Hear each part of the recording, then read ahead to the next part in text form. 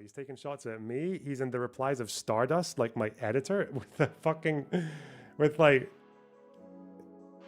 Apparently he does this quite a bit. He just attacks fucking like complete nobodies. And I might show you my DMs as well. There was one person who. No, we'll get to that later. Never mind. He asked one of my positions. Now again, at this point, okay, you realize that there is no going back. Okay, the well is poisoned. It's not about politics. It's not about positions. It's about, well, it's only about positions insofar as they can get 100% conformity from you. The problem, there's a serious deficit of humor in this discourse, okay, in this area. So, what happened? First of all, it was a Hassan thing, wasn't it? It was Hassan's ground zero. It was because Hassan, doing his usual, I am too stupid and lazy and brain dead to defend myself. Stupid and brain dead. Okay, that's a lot of that's really bad. So I'm just going to let other people do it for me with bad faith compilations. Out of context, out of context, out of context. That's the Hassan defense, right? We can do it too. So these guys spent the last 23 months of Israel's genocide defending Israel, stalking and trying to platform pro-Palestinian content creators alongside the ADL. When exactly did I try to deplatform anyone? Okay. I think I reported Bad and Banana for doxing like once, but okay. Only now to try and whitewash their reps and pivot back once the well ran dry. I don't even know if what did I pivot back to? I think this is a reference to me criticizing the GHF and them being like, oh, you've come over to our side now. I was like, well, the GHF is new. Whatever. At least he's saying he doesn't know about Dylan Burns. Interesting. Cute. So I respond to that just like with the standard, yeah, you don't give a fuck about this conflict. You're just using it as a branding opportunity. Like, why I cannot, people are confused by this. People are like, what's wrong with wearing a t-shirt that says Gaza is the graveyard of the occupier? Like, what's so bad about that? I'm like, dude, you keep calling it the Warsaw Ghetto Uprising. If the Warsaw Ghetto Uprising had just happened, and then the Nazis are like just in the process of liquidating the rest of it, 90% of the ghetto has already been killed. The uprising kills like what, a dozen Nazis maybe, and then after that, then the entire place is liquidated. Then it's like, can you imagine someone walking around being like in 1943, yeah, the Warsaw Ghetto, that's the graveyard of the Nazis, baby. Like, yeah, that's fucking mental. That's really stupid. That's really insensitive. It's a total fucking LARP. It's ridiculous. It's worse in Gaza because, again, Gaza being the graveyard of the occupier, because they've killed what, like just under 1,000 soldiers in 2 years in exchange for what, 65,000 according to the health ministry, Palestinians dead now. The real number is probably higher. Like, why would you say that? It doesn't make any sense. Like, it doesn't make no sense at all. And obviously, it's that situation again where you've got people in Gaza right now in the tens of thousands who have been protesting for months now, trying to get Hamas to stop and Hamas to disarm and to give up or to surrender or whatever else, because they understand, they blame Hamas, they understand Hamas's role in what's happening to them. They understand that even if they hate Israel, and most of them do, even if they hate Israel and they think Israel wants to kill them, they, even through that lens, they say that Hamas gives Israel the excuse by firing rockets from right next door to them. Like, they understand what's going on.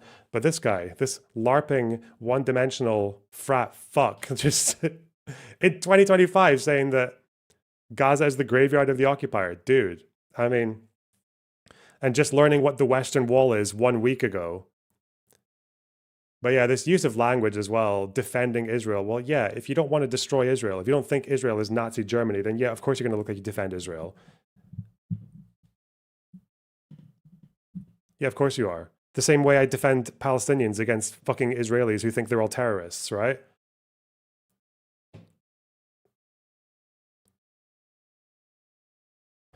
But I soyed out a little bit, told him to stop yapping and just, put the Free Palestine merch in the bag. Only thing he's good for, marketing for the Free Palestine gift shop. And then what happens next? Fantano The toddlers guy isn't just a dude doing an elaborate Destiny cosplay parody bit. Stardust. Stardust on the defensive. He says, what are his positions? So at this point now, he's taking shots at me. He's in the replies of Stardust, like my editor, with the fucking, with like, apparently he does this quite a bit. He just attacks fucking like complete nobodies. And I might show you my DMs as well. There was one person who, no, we'll get to that later. Never mind. He asked, what are my positions? Now, again, at this point, okay, you realize that there is no going back, okay? The well is poisoned.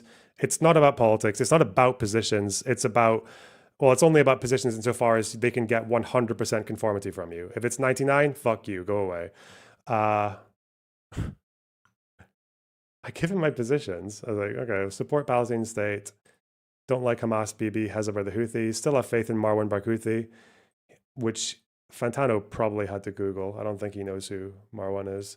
Don't think it's wise to try and destroy Israel. Wow, true. Enjoy classical guitar and Hindi alternative. Never said the N-word. The meme there is that Fantano used to say the N-word a lot. Like that's, I don't know his entire past because I can't be looking into it because he's just not an interesting person to me. But apparently people say he had connections to Sam Hyde or he used to be like men's rights leaning. I don't know if that's true, but I do know that he used to say the N-word. I have seen the clips. He said many N-words. He's a connoisseur, okay? And I guess now his reparations have been to become the most soy, virtue signaling, purity testing, performatively outraged fucking loser on the internet. But anyway, said to be up for conversations. And this guy, I get like, might want to work this term into the second draft. Gen O side. Dude, bro, these guys have no fucking sense of humor. Like, do you really think I'm trying to kowtow to you here? Do you really think do you really think I give a fuck about what you think about my opinion on genocide? Like, dude, take a fucking, whatever. I just thought like, you know, this guy's not serious, so I'm not going to give him anything serious. And then he's like, noted the absence of the word genocide in there. Dude. What?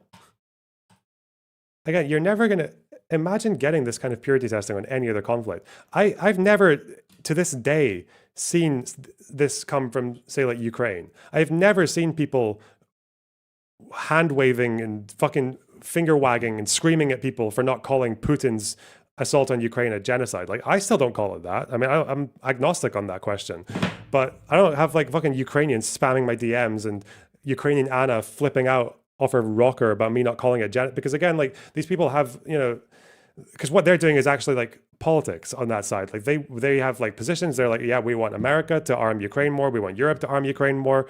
We don't think Ukraine should concede on this, this, and this. We have a position on Putin. Like, you don't need this. Like, this purity test is like, it's not there for some reason. And I don't, and obviously you're not going to see it from people like Fantano, because apparently Fantano never talks about Ukraine. He has no mentions of Ukraine on his Twitter account, as some people have highlighted.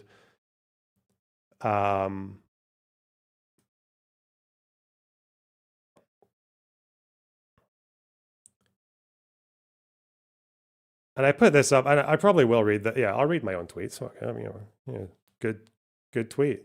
It's a good tweet. Read it out, because I think it's beneficial for you guys as well.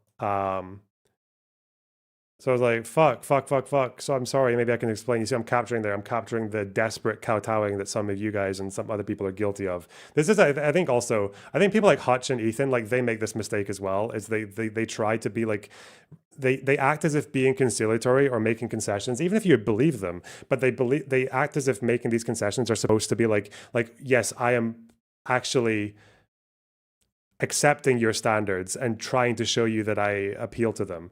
But I'm trying to explain to you guys that this is like a flawed approach. So I was just like, I feel weird reading my own tweets. Fuck it. If you're not your own biggest fan, who else will be, eh? Clueless, Clueless, purity testing retards like you should be avoided like the fucking plague. No amount of placating will ever satisfy you because what you're doing is not politics. The only thing you build with this kind of exclusionary bullshit is a cult.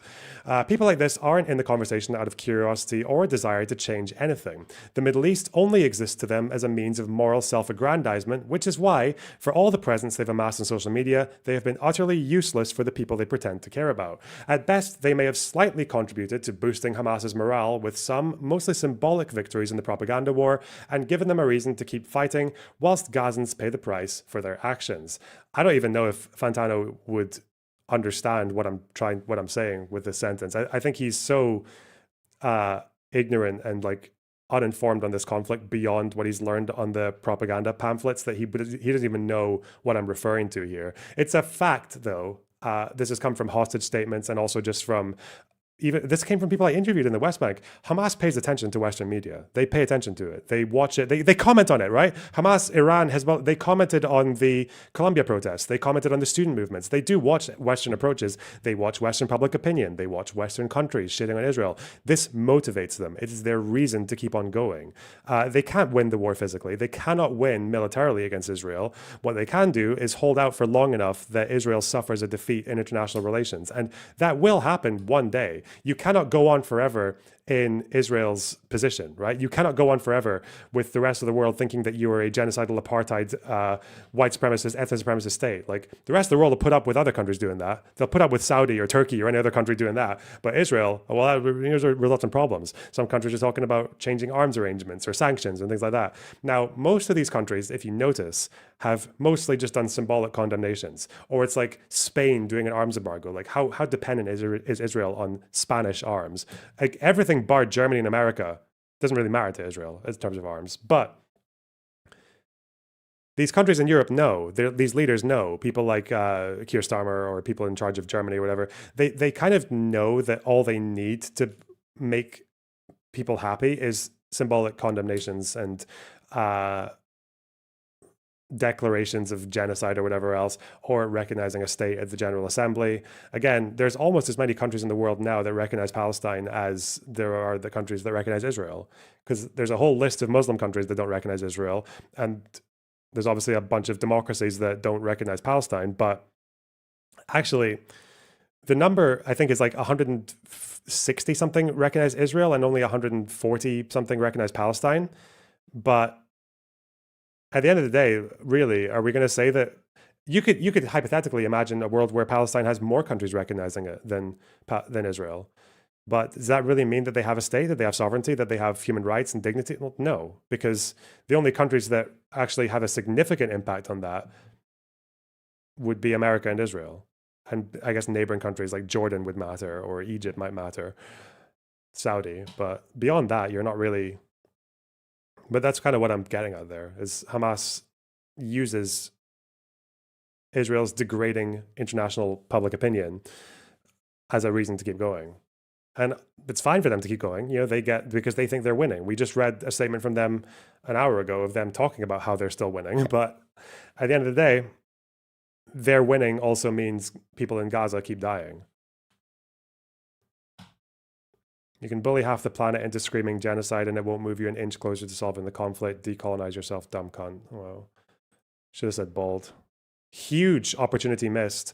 I don't think he responded to this. Man, people lost their absolute shit on this response, though. Oh my God. Those quote tweets. People went absolutely ballistic. But ratio again. What, 3.8K? I mean, this was a reply, though. Replies are not expected to be fat. At least we're still ahead of the reply, though, eh? It's not... This is like I feel like a Mike from PA stream. What, we're analyzing the ratio. What, did we ratio Hassan as well? Wow. 5.3, 5.5. That's crazy, chat. Wow. We're so cool. We're so awesome. We, against all odds as well, on Nazi Twitter. Fuck me. Do you think these people would ever be brave enough to have a discussion with you? The thing is, Hassan or Fantano wouldn't actually do as bad as they probably think they would in a discussion with me.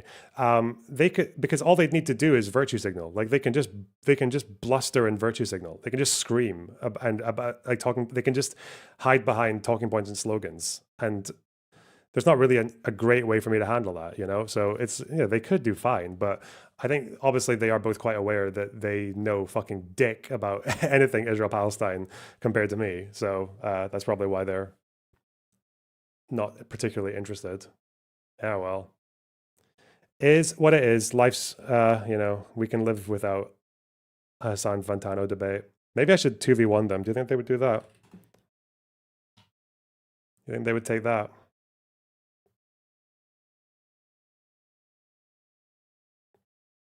Potentially. It's not impossible.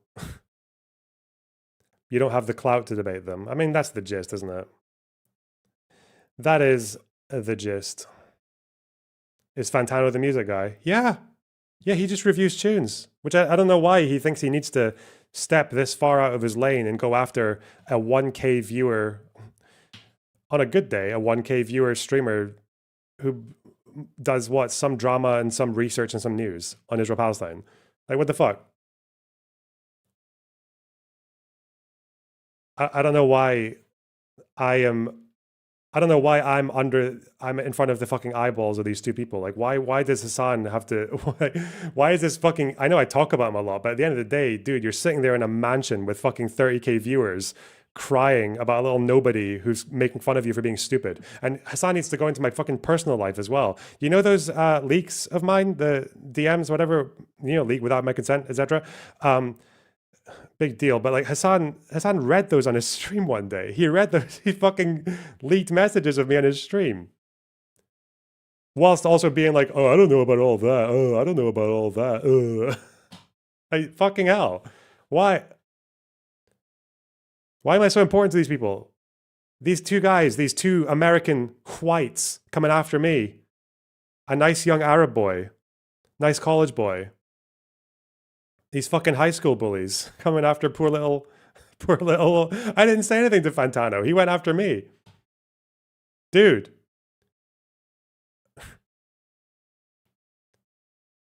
Young. Yeah, these old American, these aging, crusty American whites coming after me, little old, but it's okay. We've got the fortitude. We can handle it. It's like if fucking, dude, these guys are celebrities. They're not niche online celebrities. They're just celebrities, okay? These guys get mainstream news coverage and shit. It's like fucking, it's like Brad Pitt and George Clooney just walking down the street, because they're both old, you understand? They're both like walking down the street and they just decide to go into like the local theater of a small town and they're like, see that guy, that guy doing a little performance of fucking Macbeth. Let's that guy's our fucking nemesis. Let's go. Let's take him down. Let's mention him in our next interview. Bro, me. Just a little Arab. Just a little I'm just a sweet little Arab. What'd I do?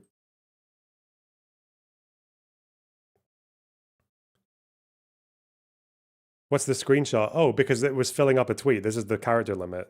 I'm not buying Twitter. Fuck that. I'm not giving Elon my beans. Hell no.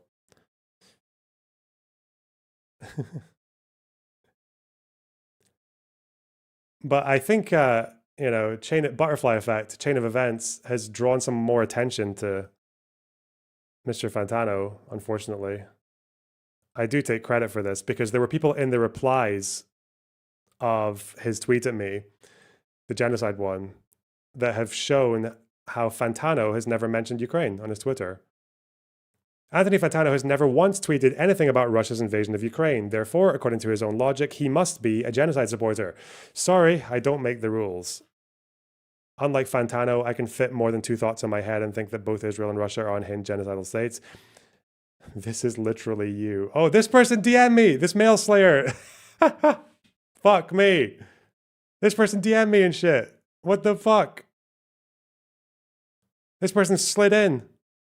Oh, fuck. No, she doesn't do nudes. Okay, wait. Fuck! Fuck! Get here! Where? Oh my god, she's tweeted like 1 billion times. Fuck.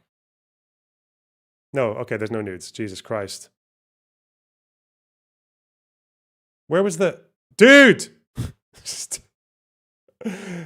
Did she delete a tweet? Oh yeah, omniliberal obviously involved. Your son is a Nazi and hates you. Dude. What's wrong with these people?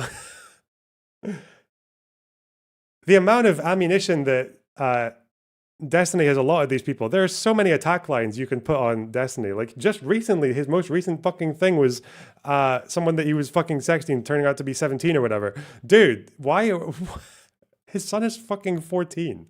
I don't understand. People in this community do it as well. You're like, oh, did you hear the thing about Nathan? I'm like, mate, excuse me.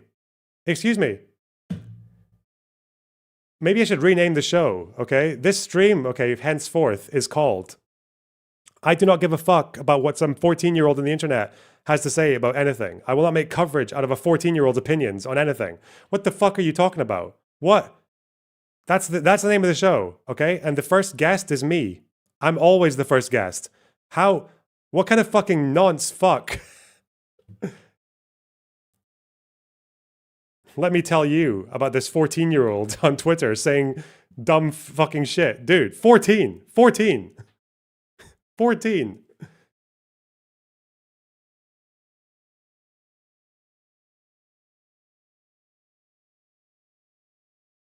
Oh, did he reply to that Sid? He did, didn't he?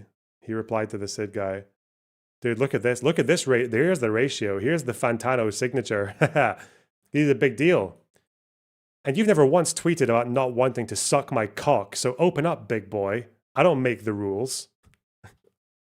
What? Dude. Excuse me. What?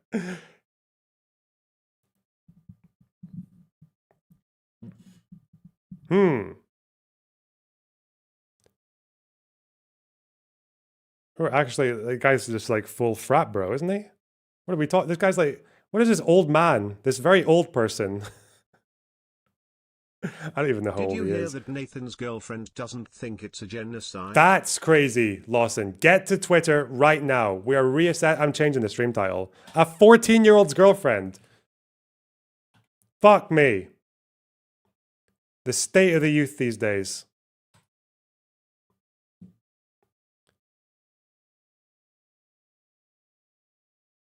Just me. A poor young Arab boy. A poor young Lebanese male trapped in a fucking boys' toilet with Fantano and Hassan.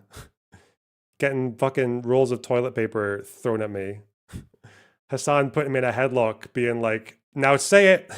Say you want to suck Anthony Fantano's knob. Say you want to throat the bald knob. No, no. Squeezes tighter. I didn't hear you. I didn't hear that. Okay, I'll suck the ball. I didn't hear you. Dude, fucking hell, man. The fucking state of left-wing thought leaders. But coming back to this little meme here. This is what you guys do wrong as well, okay? Even if you're like more pro-Palestine than me, or like you believe it's a genocide or whatever, even if you're like further left than me on this issue, like you guys make the same fucking fuck up as well, right? You guys also, I see you in replies or like talking to other people or in Discord even, I see you guys being like, oh, but no, I believe it's a genocide, I believe the war crimes, like stop doing that, okay? It's so, you need to understand that you are never going to placate these people. That every time you do that, every time you try to placate these people by making your little minor concessions, like no, I'm not pro-Israel, I don't like Israel. Like you guys realize that what you're doing is you are just that's what they like. They like doing that to you. It makes them feel powerful. It makes them feel morally pure. It makes them feel like they have influence. It makes them feel like they're doing something to affect the conflict. Like it makes them feel like they're in charge of you, okay? And you just fucking feed into it. Again, at the end of the day, there's nothing to be remember, when these guys call you pro-Israel, okay? You get called pro-Israel for being like in ContraPoints' position, or in Ethan's position, or in fucking Tom York's position. This fucking Fantano fuckhead did a whole scathing attack on Tom York. As far as I know, all Tom York said that these guys would have to disagree with was that He thinks Hamas should give up the hostages and stop fighting. Like, really? Yeah, you shouldn't take hostages. That's not good, actually. You should give them back. Yeah, that's normal. The fuck? Again, these guys will call you pro-Israel for thinking the country should be allowed to exist. That will get you a pro-Israel stamp fucking smacked on your head. And bits of wet toilet paper stuffed in your ears. Like, or and Fantano telling you how much you want to suck his bald knob. Like, that's what these guys will do, right? Which is why I don't. This approach will do you a lot better, I think. Go in the offensive. Don't take these people seriously. Like, never said the N-word. Damn. Well done, Lonerbox. Well done.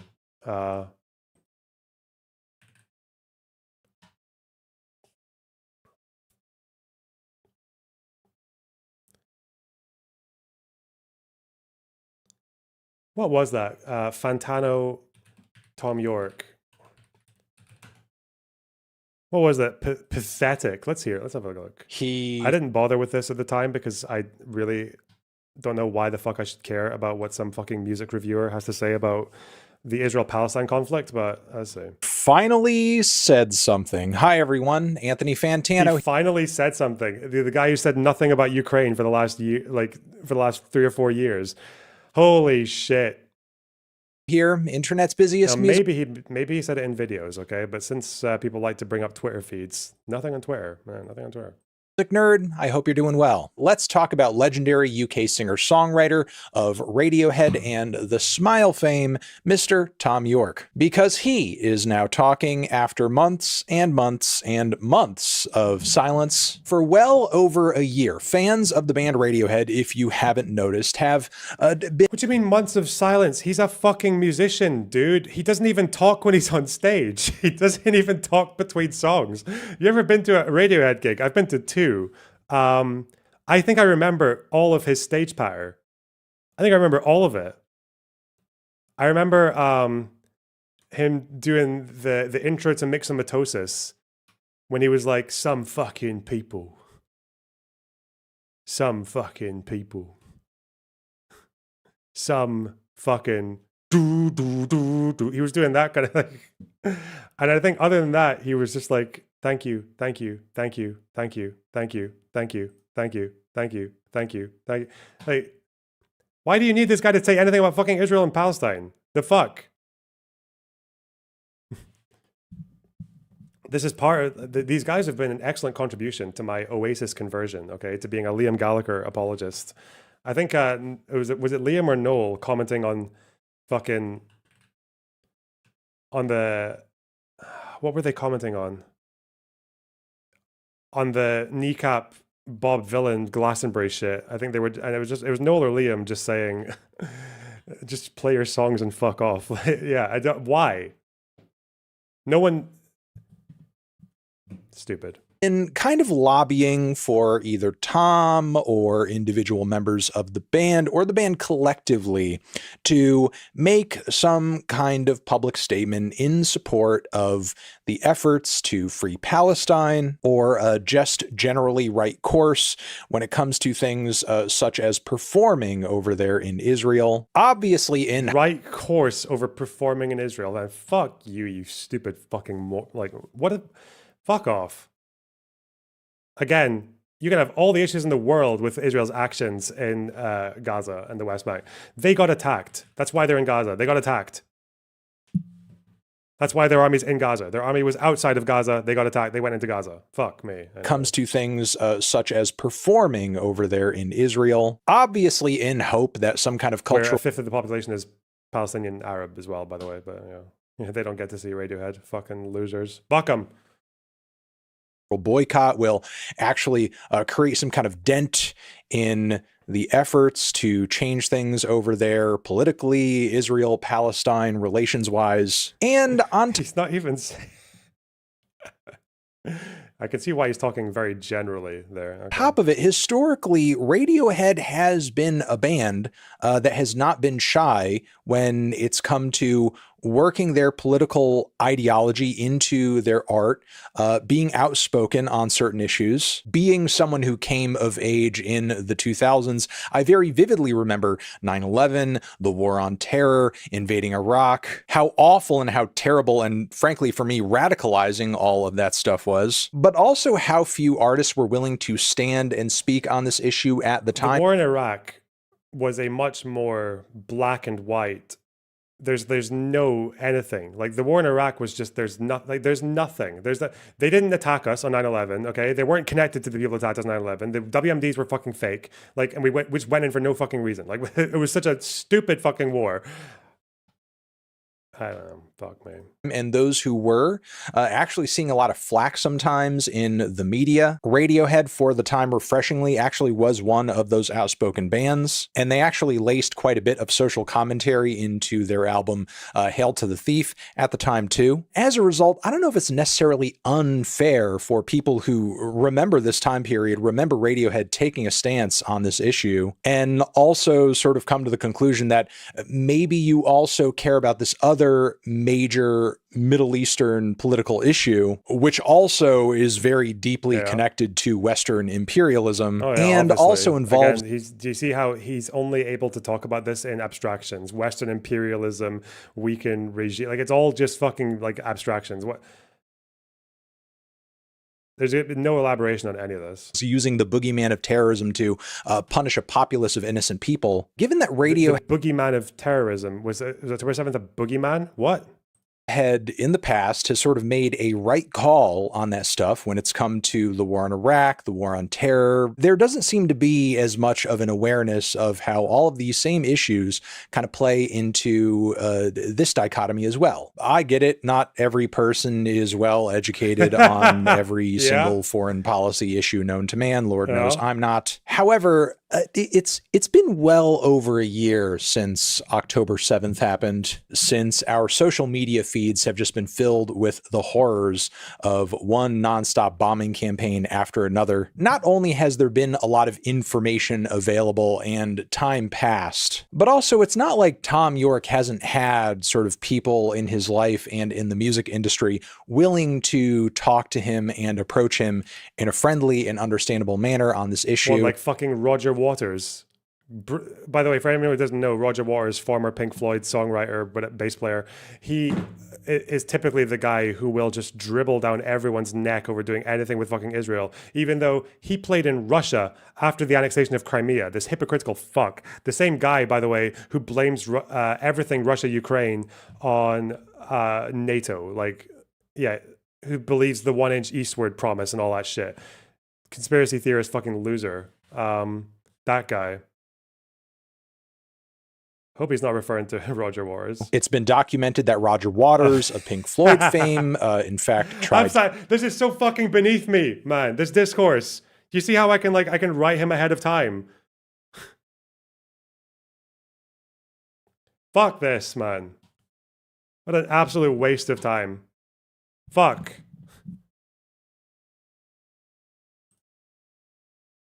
Life is too short. Hang on. Really, Roger Waters, you're going to use Roger Waters as a good faith interlocutor. Roger fucking Waters. Roger Waters, who thinks, by the way, that it was Israeli training that resulted in the George Floyd killing. That kneel on the neck was an Israeli technique that was taught to Derek Chauvin with the purpose of like fucking the carotid artery so they don't get any blood to their brain and die. Roger Waters, that guy. No way. Wait, really? Okay. Let's do a source. Roger Waters, George Floyd. And mostly, back in the day, people had a word for this. About being so obsessed with the one Jewish majority country in the world that you blame it on a police killing in the United States. With no evidence, by the way. There's no evidence ever that Chauvin got any training from any Israeli anything.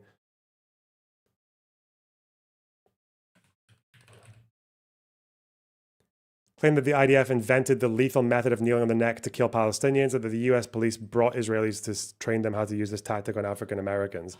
Yeah, he's that's called anti-Semitism, is what that's called. pretty straight up. To do that, but unfortunately it's all just kind of really fallen on Tom York's deaf ears. If that's going to be the choice you make, you have to understand that there are going to be members of your fan base who are like not really too happy about that, which is why I thought silence on this issue would continue to be Tom's choice. But he in fact recently posted a multi-page statement on this issue on his Instagram page. He seems to start this statement off with a reaction to that infamous video of him at a live show in Australia last year, where when in doubt, just blame the Jews. Sadly. Thanks for $10. Someone from the crowd was shouting to him to address this whole thing, and Tom like just kind of. Whereas this kind of behavior, this is really putting the pressure up, you know? I'm smarter than you. No nuance about genocide, buddy. Okay. Replying to Beitar USA, maybe stop doing a genocide. Oh, wow. Damn. If only I'd thought of that one. Maybe stop doing the genocide. Oh. Oh, no. Maybe stop doing the genocide. I didn't think of that one. Fuck me. Fuck me in the ear. What a goofball.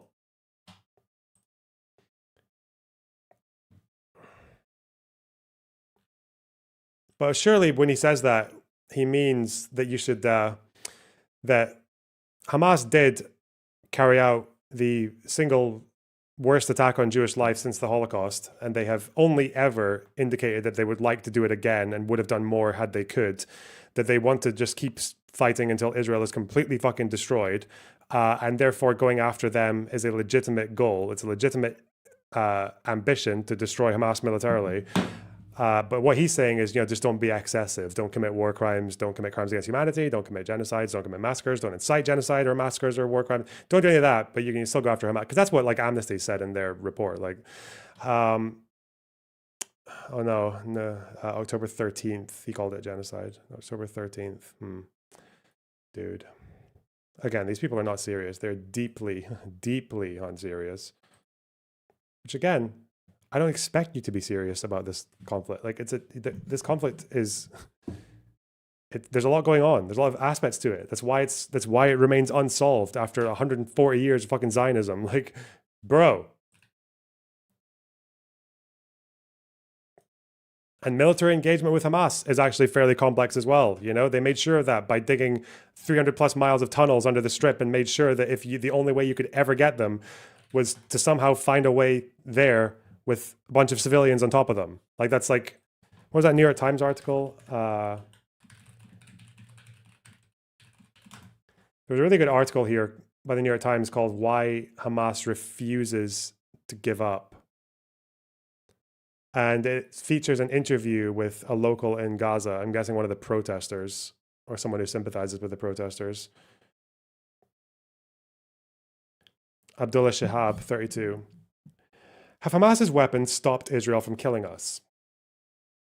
Said Abdullah Shabab, 32, who's been staying at his sister's home in Gaza City since he was forced to leave his hometown, Jabalia, at the end of May.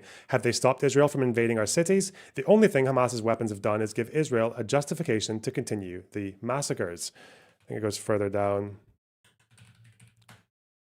Bit far back in stream, but I'm all here for more Oasis enjoyers. Also, yes, it's Noel. He has said this to anyone doing political speeches during songs. Well, again, if you're Rise Against it, people can do political speeches during songs. That's fine. I don't know why it's an obligation. Anyway, conceding defeat, Mr. Shihab, the displaced man in Gaza City, said would be the least Hamas could do to take responsibility for the catastrophic error of the October 2023 attack, one that caused plunder greater than the Nakba of 48, the dispossession and displacement of Palestinians after Israel's founding. But he had little hope Hamas would agree to step aside. We're trapped, he said. Honestly, the only real difference between Palestinian civilians and Israeli hostages is we are above ground and they're below. I think this was a very strong sentence, I think. That was very good. Very, very well said, Mr. Shahab. I hope you are okay. God.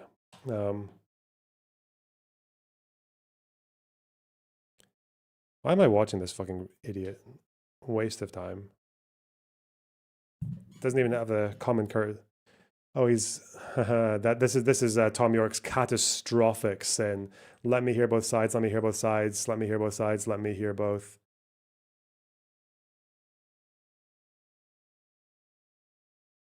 He's quoting Idiotech, the Radiohead song. Let's dismissed the whole thing, and I believe just walked off. Ignore him! Come up on the fucking stage and say what you want to say. Yeah, because can you imagine if every social issue fucking parasite decided to do this at a gig? Yeah, of course you should ignore people like this. What if the Gaza guy gets a mention and then there's someone else in the audience who's like, what about Congo? And then someone else in the audience, what about Sudan? Say something about Russia, Ukraine, Tom York. Say something about the fucking the refugees in Iran who got deported back to Afghanistan. Say something about the people in Sudan. Say something about Congo. Say something about Western Sahara. Say something about the Rohingyas, Tom York. And he's just like, you'll never get through it. It's a hijacking. Don't stand there like a coward. Uh-oh. Come here and say it. You want to piss on everybody's night? Come on. Okay, you do. See you later then.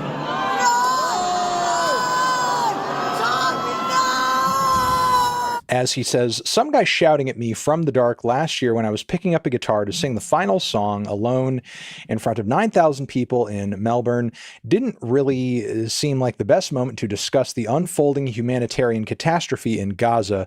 Afterwards, I remained in shock that my supposed silence was somehow being taken as complicity, and I struggled to find an adequate way to respond to this and to carry on with the rest of these shows. Again, it would have been much easier for him to say something if he wasn't aware that anything you say that is not fully in lockstep with the pamphlet that Anthony bought from the Free Palestine gift shop, for which Hassan Piker is the top rep, then you're in trouble. That's why people don't want to say things. It's your fault. It's your fault that people don't want to say things, right? Even if they oppose Israel's actions in Gaza, even if they oppose them, they do not want to say that because you are not trying to build a movement. You are trying to build a club, and that club is exclusive. Poor. That silence, my attempt to show respect for all those who are suffering and those who have died, and not to trivialize it in a few words, has allowed other opportunistic groups to use intimidation and defamation to fill in the blanks, and I regret giving them this choice. To keep being one of the only nuanced and rational voices on this. Thanks for $10. Oh, we met the goal. Well done, chat. A goal of 20 as well. Not bad at all. Well done. Let's do a new one. Let's keep the Griff fun going, shall we? This has had a heavy toll on my mental health. I'm a little confused. Is Tom sort of saying that a few words there at that show would have trivialized the situation, or saying anything at all over the course of the past year plus would have? He's also trying to say that if he approached it like you, which is to go into the replies of some fucking Israeli dudes on Twitter saying, why don't you just stop the genocide? And then going into my comments, like someone who actually knows more than 8 things about the conflict, or knows more than 3 things about the conflict, and going, where's your talk about the genocide? But yeah, he does probably think that's trivializing. Yes, he probably does think that if he does what you want him to do, that would be trivializing. Yes. Trivialized the situation. I guess I just don't really get how speaking on pertinent social issues publicly trivializes them. I mean, sure, it can if maybe whatever you're saying doesn't really, I guess, address the gravity of the issue, or you come across like you didn't really look into it in any way whatsoever, or I don't know, if you talk to the crowd as if it doesn't matter, that certainly would trivialize it. But advocating for what you believe in, given that Radiohead is a band that historically has done that, it doesn't inherently trivialize the thing that you're talking about. So that just kind of reads as a sidestep off the bat, frankly. And again, while I understand it can be very sad to be aggressively criticized on the internet by tens of thousands of people who don't really know you, I feel like making the first page of this about your depression does actually, trivialize the issue in the way that you're allegedly afraid you would. Personally, I'm pretty fucking depressed over this issue too, but not over the weirdos that sometimes turn up in my comments or my DMs because I'm either not staunchly enough in agreement with them or because they're just on the opposite side of me. No, I'm mostly depressed over all of the innocent people over there in Palestine who are being killed, who are starving. I would hope that for anyone who has ever listened to a note of the music, my band, or any of the music I've created over the years, or looked at the artwork or read any of the lyrics, it would be self-evident that I could not possibly support any form of extremism or dehumanization of others. All I see in a lifetime's worth of work with my fellow musicians and artists is pushing against such things, trying to create work that goes beyond what it means to be controlled, coerced, threatened, to suffer, to be intimidated, and instead to encourage critical thinking beyond borders. The commonality of love and experience and free creative expression sounds naff, but true. Yes, I don't disagree with this page. These are the things your fans have accurately read in your work repeatedly, which is why they are concerned and curious as to why you would not sort of like be ahead of the curve in talking about this problem, addressing it, and maybe just be a bit more understanding of like why you might catch some flack for performing over in Israel while they're very much involved in, at the time, maintaining Palestine as pretty much an open air prison. For others, let me fill in the blanks now. So it's like he's just learned a couple of fucking key words and he's just fisting them together into like a random, like incoherent sentence. Nice and clear. I think Netanyahu and his crew of extremists are while they totally are out of control maintaining Palestine as an open air prison. But again, you brought up Roger Waters, who played in Russia after they had annexed Crimea, dude. And Roger Waters does not have the same heat for anyone who performs over in China, for example. So, yeah. Stop, and that the international community should put all the pressure it can on them to cease. Their excuse of self-defense has long worn thin and has been replaced by a transparent desire to take control of Gaza and the West Bank permanently. I believe this ultranationalist administration has hidden itself behind a terrified and grieving people and used them to deflect any criticism, using that fear and grief to further their ultranationalist agenda with terrible consequences, as we see now with the horrific blockade of aid to Gaza. And yes, this is true. I would add, in addition to this, that this is the side with all the funding, all the power, endless blank checks, no red lines, tons and tons and tons of political lobbying over here in the US. Fucking AIPAC. Okay. Too. But Tom also says, don't forget Miriam Adelson. Yeah, don't forget that. While our lives tick along as normal, these endless thousands of innocent human souls are still being expelled from the earth for what? At the same time, the unquestioning free Palestine refrain that surrounds us all does not answer the simple question of why the hostages have not all been returned. For what possible reason? Okay, I guess I'll answer that since Tom asked. Because Israel... The answer is because Hamas is willing to accept the destruction of Gaza in exchange for damaging Israel on the world stage. That's it. That's the only reason. That's the only reason. That's why when states have had conflicts like this, and when the balance is completely one-sided, even when it's fucking Nazis going over Europe, like these governments, if they typically have no fucking chance, especially if it's an escalation that they triggered, then they give up. You give up because you don't want to turn wherever you are into like Stalingrad, right? That's also what happened with Lebanon, right? With Lebanon, the PLO were willing to stay in Beirut and accept the onslaught on that city in exchange for making Israel look bad. But eventually the Arab League all came together and said fairly quickly, I think it took like a couple of months to say, yeah, we don't want Beirut to just get fucking rolled for these 4,000 PLO fighters or whatever the fuck. So they left, they gave up, and they accepted expulsion. They left. But with Hamas are not the PLO. They're a lot more sturdy. They've had a lot more time to fortify. They've got a lot more control over the civilian population than the PLO had over Beirut, and they are staying. Israel doesn't want them. Israel has in fact had multiple. That's a bad example because after the PLO left, there was Sabra and Shatila. No, you bringing up Sabra and Shatila is a bad example. The death toll in the siege of Beirut was like tens of thousands. I think it was like between 15 and 30,000 people died in that siege. Just because there was a horrific massacre at the end of the campaign, that's still less than what would have happened had the PLO not given up. You understand that, right? Really. So if we're on like October 20th and Hamas surrenders and there might be some, like the IDF commits a massacre a week later, really, you would choose this over that? No, it is a good example. Fuck you. Opportunities to negotiate for the trade of these hostages, Netanyahu has got in the way every single time. Why did Hamas choose the truly horrific acts of October 7th? The answer seems obvious, and I believe Hamas chooses to hide behind the suffering of its people in an equally cynical fashion for their own purposes, which, I mean, okay, you can make that argument. I don't think that's an entirely incorrect read of the dynamic, but with that being said, that does not justify the collective murder and punishment of thousands and thousands. What did he fucking say, you retard? He just said he wants the conflict to stop. This is why why I mean no placating will ever satisfy these people. Never. Remember what he said here? Out of control, should be stopped. Excuse of self-defense is worn thin. Hidden itself, deflecting criticism. Horrific blockade on Gaza.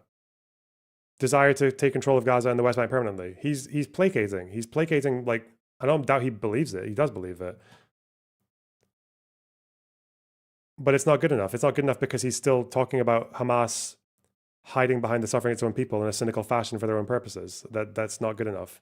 So really, the only problem is not that he's not actually used this to excuse anything, Fantano, you fucking idiot. You just read the paragraph where he's clearly shown that it doesn't excuse what Israel's doing.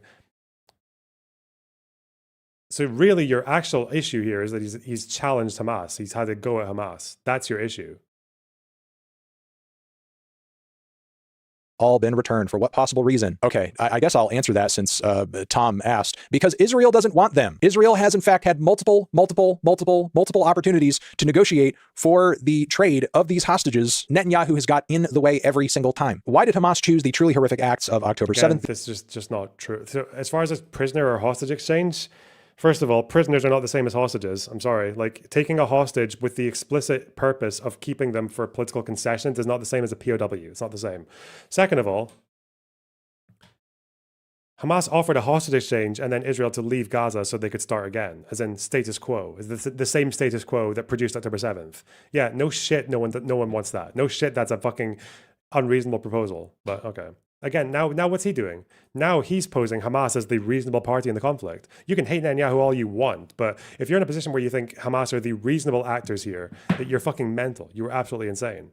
The answer seems obvious, and I believe Hamas chooses to hide behind the suffering of its people in an equally cynical fashion for their own purposes, which, I mean, okay, you can make that argument. I don't think that's an entirely incorrect read of the dynamic, but with that being said, that does not justify the collective murder and punishment of thousands and thousands and thousands of people that had nothing to do with the horrific acts of October 7th. It doesn't vindicate the initiation of all of that on October 8th, and it certainly doesn't vindicate continuing on with all of that over a year later. He also says, I also think there is a further and extremely... If only Tom York had said the complete opposite, which he did, and you read it out.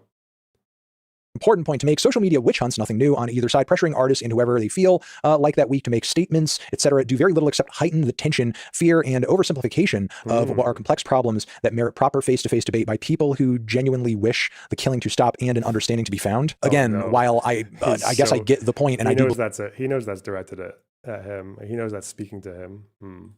Believe on some level, like, when it comes to addressing and changing issues such as this, maybe getting celebrities to say things publicly about all of it isn't like priority number one. But I'm sorry, like, where is the face-to-face debate? When is the face-to-face debate happening? Is Tom York in contact with the person who is scheduling the face-to-face debate? Personally, I think I've seen enough kids starving and getting blown up to figure this should just stop. We should just stop it. And when I say we, I mean the West's military support of all of this. But like, while I understand that Tom is entitled to say and do whatever he feels like saying and doing, he thinks this is why he's angry at Hamas being brought up, not because it excuses Israel's actions, because he literally read out Tom York saying that. If Fantano, for whatever reason, is watching this, because he seems to devote quite a lot of attention to fighting with nobodies on Twitter, he seems to be quite a connoisseur of that behavior.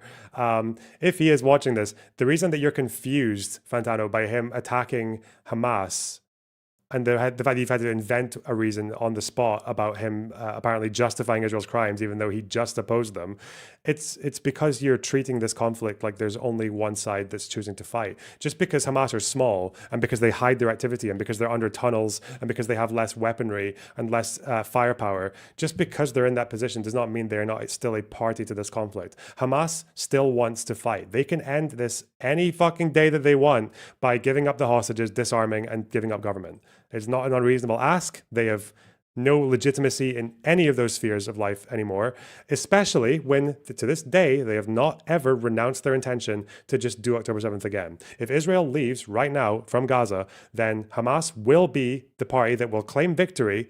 They will still survive, they will still have control in Gaza, and they will be the ones administering the reconstruction, and they will only ever want to use that reconstruction to prepare for another attack, because they have never renounced their desire to destroy Israel. Never. It's the exact status quo that brought you back pre-October 7th. It's the exact same status quo. So until you solve that dichotomy, or until you admit that that's what you want, then yeah, you don't have a seat at the table. Like, you're an idiot when it comes to whatever topic he pleases, and that it might be a little obnoxious to deal with fans of any sort urging him to make public statements about stuff he doesn't necessarily feel passionate about. We're not talking about an instance of maybe you did some kind of weird social faux pas and everybody's just like dogpiling you over it for no reason. It's not like your comments are flooded with millions of people being like, Tom, say something about paper straws. We need to start just using paper straws. The issue we are currently discussing will go down in history as one of the greatest and most awful human tragedies of the modern era. I don't know. Personally, I kind of understand the urgency. This kind of deliberate polarization does not serve our fellow human beings and perpetuates a constant us and them mentality. It destroys hope and maintains a sense of isolation. The very things that extremists use to maintain their position. We facilitate their hiding in plain sight if we assume that the extremists and the people they claim to represent are one and the same, indivisible. If our world is ever going to move on from these dark times and find peace, it will only be when we rediscover what we share in common and the extremists are sent back to sit in the darkness from whence they came. Extremists, not good. I don't really like extremists. I'm not messing with no extremists over here. I don't disagree that there are. Meanwhile, you're out here like you found out about me through Hassan, someone who supports Houthis and does excuses for Hamas and Hezbollah. Yes, you are actually quite okay with extremists as long as they say what you want them to say. You have no issue with extremists. Fuck you. You know, extremists in the leagues of Hamas, and there are extremists with Netanyahu and the Israeli government, West Bank settlers too, and all of that. But one of these two groups is most definitely getting a whole lot of American and Western funding to do what they're doing. I don't think my government should be involved in supporting that at all in any fashion. And I don't know, when we all sort of just meet in the center and try to find ways to get along, like how after that point are we banishing away all the extremists to go sit in the corner? When does the banishing happen? When do the extremists get banished? Tom is talking about the extremists like they're Thanos and we're going to send them over to like, you know, another dimension and we'll never see from them again. I sympathize completely with the desire to do something when we are witnessing such horrific suffering on our devices every day. It completely makes sense, but I now think it is a dangerous illusion to believe reposting 1 or 2 line messages are meaningful, especially if it is to condemn your fellow human beings. There are unintended consequences. I mean, if I see my fellow human beings doing horrific and condemnable things, I will condemn those things. That is what I will do. Unless they're Russian, in which case you'll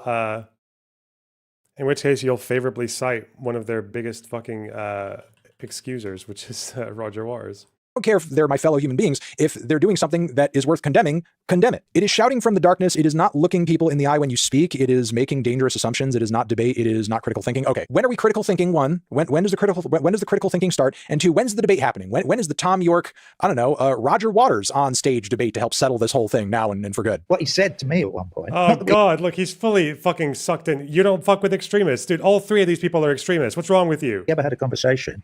He said, imagine how difficult this is for Johnny fucking Greenwood. What is the alternative, Tom asks in the final page of this. Because Johnny Greenwood has an Israeli wife, I think.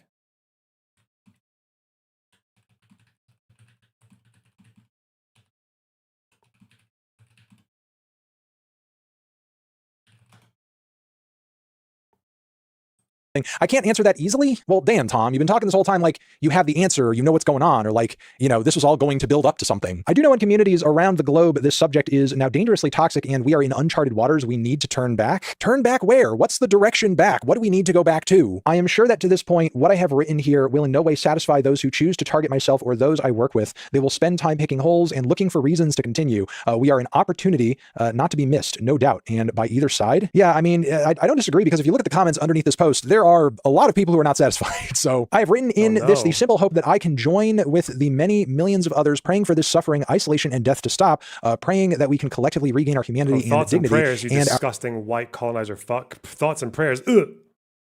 Our ability to reach understanding that one day soon this darkness will have passed. Yeah, this is pretty lame. I mean, imagine some of, I don't know, the other most major political issues and urgent problems of the past. I don't think any of the very necessary changes during those time periods would have happened if every single group involved, every single group of people who was sort of suffering under the hand of oppression in those scenarios, just kind of quietly sat there and thought like, well, let's just pray for this darkness to pass. The action and the solution in all of those situations was not just simply sit down and pray it goes away. Thoughts and prayers, Tom York essentially says here, which just kind of makes me think like, why did he even say this? Why did he even say any of this? Because once more, this does actually like trivialize the issue. As I'm speaking right now, people are being killed. People are starving. This is a very urgent issue, problem, and crisis. Tom's solution is that we need to have a face-to-face debate and just pray it all goes away and through completely unknown means, vanquish the. What is Fantano suggesting that people do? He wants people to get America to stop arming Israel. I'm guessing this is June 3rd. I mean, you kind of let that opportunity slip, buddy. Like Trump is in for the next 4 years. You're not changing that. Like Trump is there, and Trump is not stopping arms to Israel ever. Like, and if anyone convinces him to do so, if anyone does convince him to change course, it will be like from the right, which means that it'll be neo-Nazis and anti-Semite conspiracy theorists. Like those will be the people, the populists. They'll be the ones to convince him, not you guys. You guys are fucked. You guys fucking ruined yourselves. Clapped them.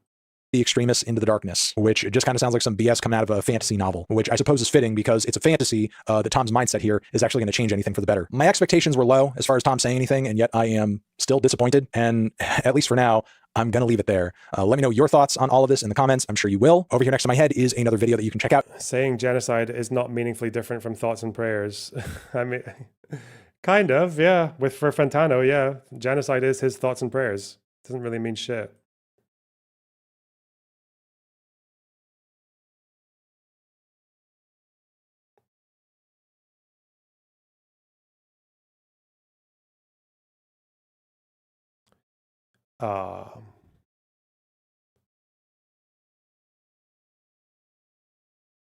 Why is Ja Rule being so quiet? Tom York must give an opinion. It's vital. Still yet to hear Little Zan's take. Find Ja Rule. Video's so fucking absurd. I don't know where to start. I'm yet to hear Sabrina Carpenter. How will this affect LeBron's legacy? I don't think Tom thinks murdering is justified, Mr. Fantano. Oh no.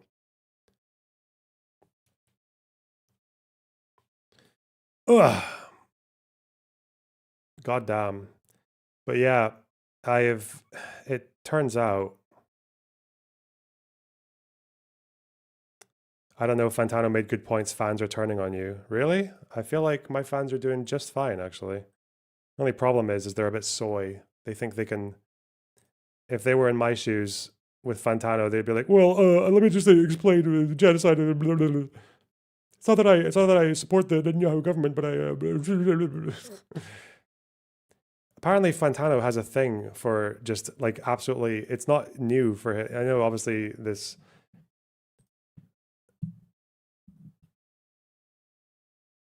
I know, obviously, him having a pop at me. You haven't gained 100 subs in a month. That's not because of Fantano, though. Again, imagine giving a fuck. Jesus Christ. Do you think I act someone who's trying to like grow the YouTube audience, the fan base? Like, Jesus.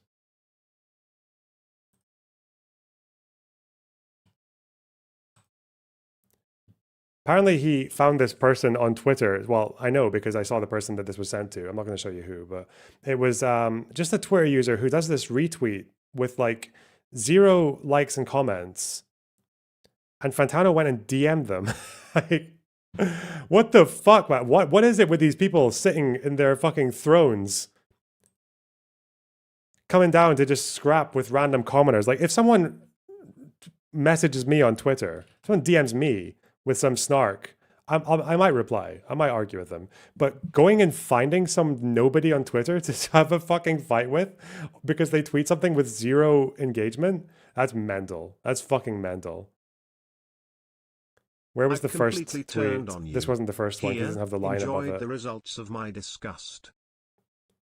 I need the one that has the line on top to show where it's the first message.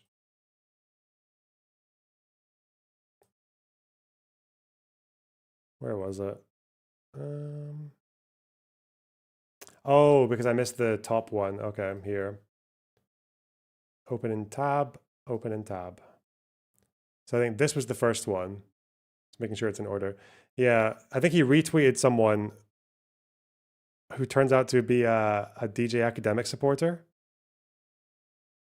He's on tape sexually grooming young boys. If you support groomers, you shouldn't have kids. That simple, not confusing. Voila. I guess this person retweeted someone who supports DJ Academic. I don't fucking.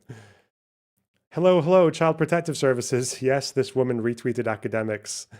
Send everyone you got. And he chugs on. You're being hyperbolic, but thanks for understanding where I'm coming from. Supporting pedos is bad. Sorry, you can stand pedos all you like, I guess. Wow, yes, very brave, Anthony, sticking your neck out with that. Pedos are bad. And then I saw 15 new messages, and I was like, wait, this continued? Okay. What else? Morgan Freeman. Yep, retweeting pedos is bad. Smiley face.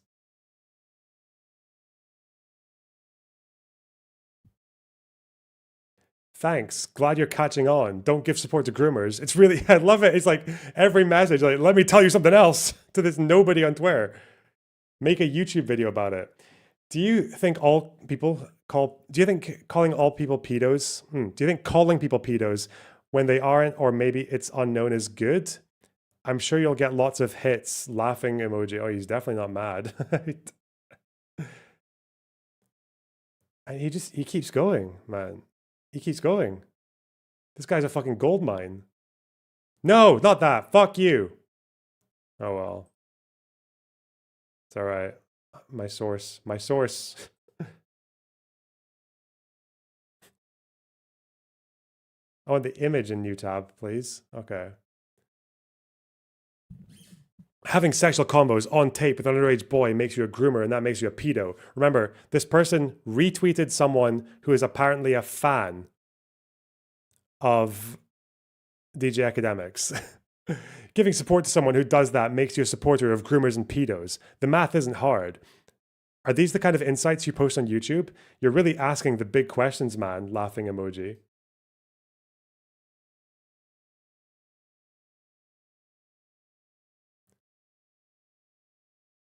LeMayo, yes, go ahead and subscribe and see. I'm on my way. Using supporter as some easy catchball to call people whatever you want is probably not the best.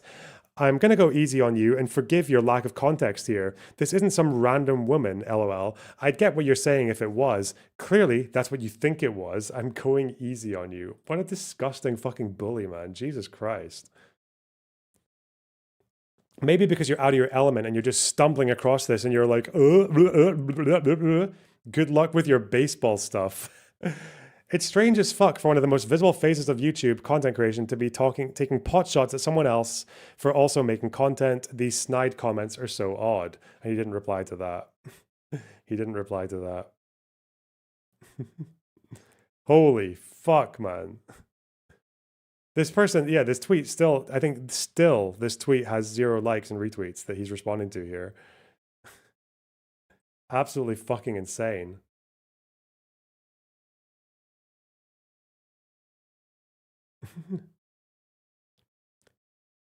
Is this the real Fantano? This is Anthony Fantano DMing someone out of the fucking blue because they retweeted someone who is apparently a DJ Academic supporter. And then like making fun of this person's YouTube account because they post videos. Like this was him sliding into the DMs of a nobody on Twitter on a 0 engagement tweet to police someone that they're retweeting. Baseball, yeah, they make baseball videos or something. How fucking mental is, dude? He's insane. I don't understand what it is with these people who just sit on their fucking thrones in their ivory towers, crashing out at random nobodies on Twitter and sliding into their DMs and screeching at them. Mental. Absolutely mental.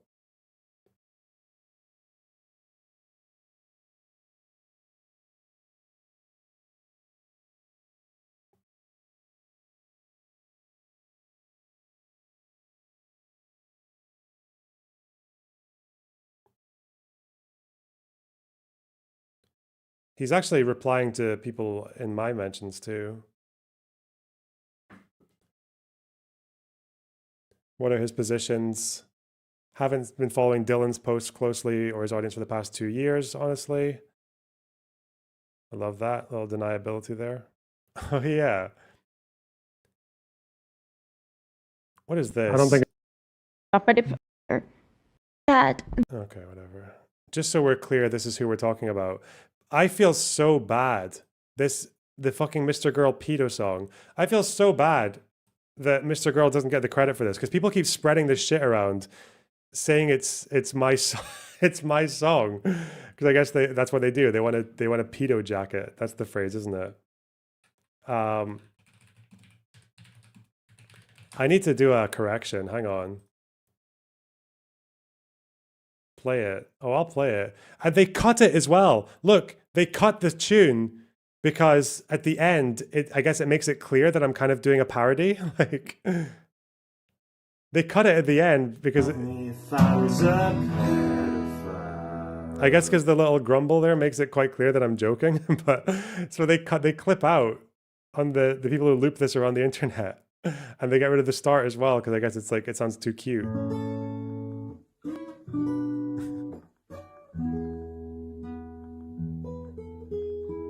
Okay, wait. We have to solve this.